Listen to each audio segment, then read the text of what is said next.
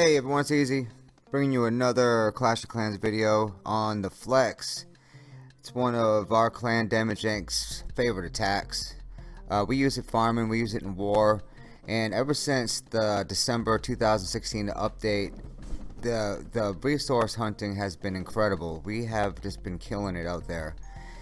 We decided to make this video has 3 or 4 of the Flex attack in it. We're gonna go over the attack again. We've already put out 1 or 2 videos on it. We're gonna do another one. It's also got another attack that we use. Basically, it's got no dark elixir in it. So we thought it was a pretty good attack to show everyone because you know, the Flex it sucks up about 2,000 dark elixir, and not everyone has that to throw at a regular farming raid, so we wanted to put that one in there too. Anyway, I guess because everyone's boosting all of their collectors and pumps, that's the reason why we're averaging 1 million, 1.5 million, 5,000 dark elixir on all these raids. It's just been unbelievable. I'm spoiled. I don't know about you guys if you have the same luck, but I have passed up bases that have 800,000 on it because it's just not good enough right now. So it's gonna kind of suck when this is over, but for now it's been great for us. The upgrades have been great. Everyone's upgrading their heroes. Everyone's upgrading all their stuff because, man, it's just great out there.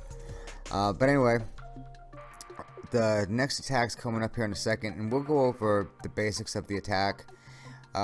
It's primarily it's a great Town Hall 9 attack, although we do use it in Town Hall 10.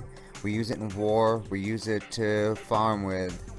There has to be some changes when you attack a Town Hall 10 other than a Town Hall 9. Primarily because you can bring your own bowlers in Town Hall 10 where you have to request them in Town Hall 9. So some clans can't do that, unfortunately. But we're fortunate enough to have enough Town Hall 10s that we can just request the bowlers and fill up the clan castles with those the max bowlers. So anyway, I'm scrolling through.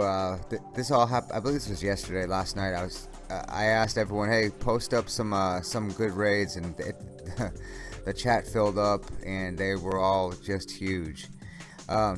You'll notice that we all start the raids the same way. It has two walks in it. It has a queen walk coming from one corner, and then a bowler walk coming from another corner. And then once those walks become established, and you kind of keep your eyes on the queen, especially to make sure she doesn't get. People are starting to keen in on these queen walks. So they'll load up the corners with balloons, and they'll load up the corners with a lot of defenses, the point defenses. Like they may put an archer tower with a ground only expo behind her, and then a cannon. And sometimes that queen can't handle all that, so you have to watch out for that. But anyway, we'll start off with the queen walk in one corner, the bowler walk in the other corner, and then in the middle, a clan castle full of giants, probably 6 to 8 giants of our own, 6 or 7 wizards behind them, the king behind them, and then 6 or 7 Valkyries behind them. And it's just basically pounding all those big troops right in the middle as the bowlers go around one side of the base and the queen goes around the other side. So you have the 2 walks with the healers behind them, cleaning out the outside, shooting over the walls, and then you have all these big, heavy troops pounding on the inside. As far as Town Hall 9s go, they crumble with this attack. The Town Hall 10s, because of the Inferno Towers, you may have to bring different spell compositions. Normally we're bringing 2 rage, 2 heal, and either building earthquakes or bringing a jump. In Town Hall 10, I'd like to bring at least 1 freeze for that backside Inferno. Keep in mind, guys, if you're attacking a Town Hall 10, you need to scout those a little differently, and you need to find the right angle to attack the Town Hall 10s from. You don't ever want to take the Town Hall 10s and take both Inferno Towers on sideways. By sideways, I mean you don't want the Town Hall in the middle and an Inferno Tower on the right side of the Town Hall and an Inferno Tower on the left side, because then you have them both blasted on you at the same time, and that's something that even a good attack is hard to overcome. So try to take them on one at a time. That way you can usually rage your way through the first one, and I like to put a freeze spell on the second one. As I'm getting through the first one, I'll freeze the second one so I can get to it and get those big heavy troops on it. The multi-inferno, you know, smart players will have one multi and one single target inferno, so you have to plan for that too. If you decide that you want to bring different troops like Pekka or like Gollum, maybe it's not the best idea to take on that single Inferno Tower first. Maybe you want to take on the multi-Inferno Tower first, so you can put those big heavy troops on the multi that doesn't burn you down so bad. Alright, so now I've talked through this next start of the attack. Go figure. But it started the same way. I started with a queen walk on the bottom, started with a bowler walk up top, started with the same disbursement of troops. One of the great things about this attack is that you don't have to leave a lot of troops in the bank, so to speak, and deploy them along the way. This is one of those attacks that it's been developed. This took about 2 months for us to develop. And just to give you a quick history on it, it's called the Flex because one of our guys, Flex Luger, he had this attack done on him, a version of it done on him in a war from some Chinese clan months ago, and he loved the attack and he started working on it. Him and one of our other players, Romper Stomper, both co-leaders, both super important guys in our clan, co-leaders, co-founders. They've been working on this attack together, and they came up with this this version. I believe this is Flex's version, where they have the eight giants in the clan, 8 giants in your camp, and then another clan castle full of giants. At first, we were bringing 10 or 12 Valkyries, and that doesn't work quite as well. Let's see. This is actually Flex's attack right here. If you just take a second and watch Flex, he manages these troops so well. The timing on it is so perfect that I've seen him lose 10 or 12 troops total out of everything that he's brought in. And he's not using freeze, he's not using anything, but he'll earthquake into the base. You'll notice the queen's going around the outside. On the upper right here, the bowler's going around the outside and the bottom left. And then he's got all the big heavy troops in the middle. Now, one of the things about the Flex attack is you will get burnt out in the core of the base sometimes, and at that point you're kind of relying on that queen walk and the bowler walk to bring it around the backside and shoot over those walls and clean out the rest of those defenses and the rest of those trash buildings for you. A nice alternative to bringing 8 giants in your camps is to leave a couple giants off and to bring a baby dragon. These baby dragons, anyone who's used them to any extent knows that they are a huge asset right now. I don't think they're going to be changed. I think they're going to stay just the way they are. So I think you could start using them and you'll have some longevity. You know, sometimes you'll get used to a troop like the witch or like the miners, and they just kind of disappear from your toolkit because they're just too strong. But these are pretty well balanced troops, so I think they're going to stay the way they are. Okay, now this next attack, if I remember, is the one that Romper Stomper did. This is not the Flex. This is just a great raid that he's been doing that uses no Dark Elixir except for the Earthquake spells. And which is the reason that in Town Hall 9 he maxed out to level 30 on his heroes. He's almost got a maxed queen. Like, I think she's at 39. I don't know what she is in this video. It was yesterday. He literally can get if he didn't have to wait for her to upgrade, he could get a new level on her every day. That's how well he's been farming with this particular army composition right here. So I thought it's pretty good to show these types of army compositions too. Remember that when you're out resource hunting, you don't have to 3-star all the time. As a matter of fact, if you find a good groove, or if you find a good pocket inside your league level where everyone's sitting fat and everyone's got tons of resources that you can come and get, then it may be a good idea to stay there for a little while. So 3-star on every base, that's just going to push you ahead in your league, and you might lose that little window that you have that you found all this good loot. It's funny the way that players seem to clump together, and that changes from time to time. I know that we all went to Crystal for a little while because every third base had over 1 million in resources on it, and then that kind of dried up, and then we moved up to Masters about 2 weeks later, and it was the same thing there. So it kind of fluctuates where you'll find it. I think until you get way up in the Titan, where no one's really building too much anymore. Everyone's kind of, not everyone, but there's a lot of max players, so there's a lot of stuff on those bases.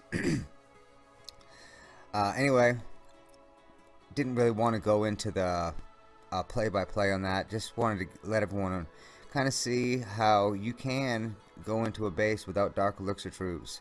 I think he got 4,500 Dark Elixir on that. He spent 400, which is why he can get 60 or 70,000 Dark Elixir every day, outside of being insanely active. I think he falls asleep with the phone in his hand half the nights. I'm not the only one who does that, for the record. Now what we're going to do is we're going to go for a live attack. We're going to switch over here, and it's just been so good that I think I can find a base. Let's see. Okay, yeah, I'm going to go find a base right now, and we're going to go find a good base. We're going to attack it. We're going to use the flex. Let me clean up some of this stuff right here. It's really, you know, it's a really good feeling to have such a good attack that you feel like you can 3-star with it every time. I know progressing from Town Hall 8 to Town Hall 9 to Town Hall 10, you lose that confidence. I did. Everyone has, I think, at one point. Not everyone's the super elite attacker. We have a lot of really good players, but everyone goes through these little slumps where they have to kind of refine themselves. So, we were fortunate enough to have people that are constantly working on these attacks, and so now we have something that our clan can kind of dig to whenever we're in any trouble. Personally, we can always go back to this attack, and as long as we try to follow the patterns that we've helped each other create, then they're usually pretty successful attacks. So let's see if we can go out there and find another. Okay, this is a good base right here. I see almost 1 million in resources, about 400,000. I mean, I'm sorry, 4,000 Dark Elixir. So I'm not the most experienced attacker when it comes to live attacking. So if you find some lulls in conversation, it's just because I suck at attacking and talking.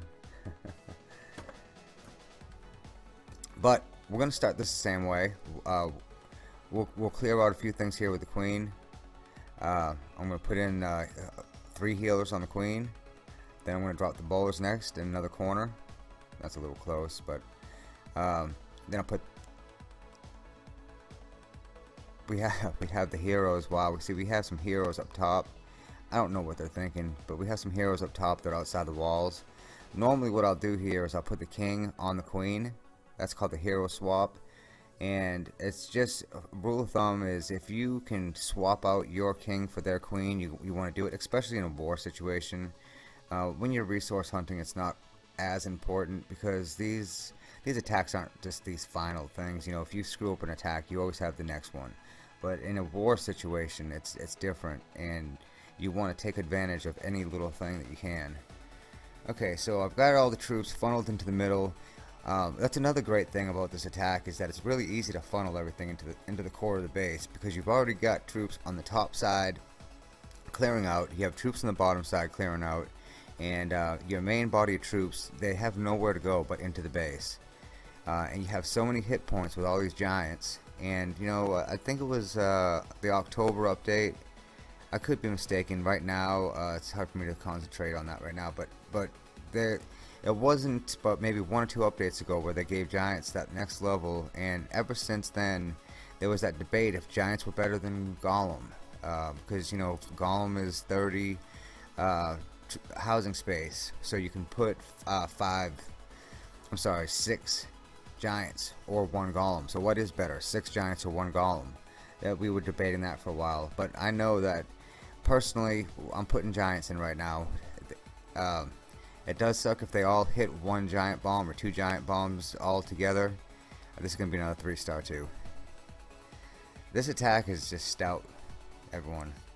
So as I'm polishing off this base, I just wanted to mention to everyone, got another video coming out. It's the best and worst of 2016. We've got a couple of really cool attacks. Some of the dumbest things you've ever seen too.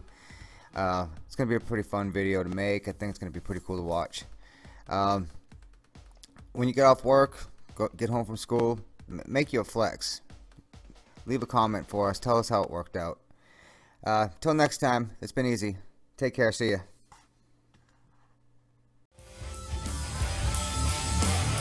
Well, I walked into a room, saw a fine young thing sitting in a chair.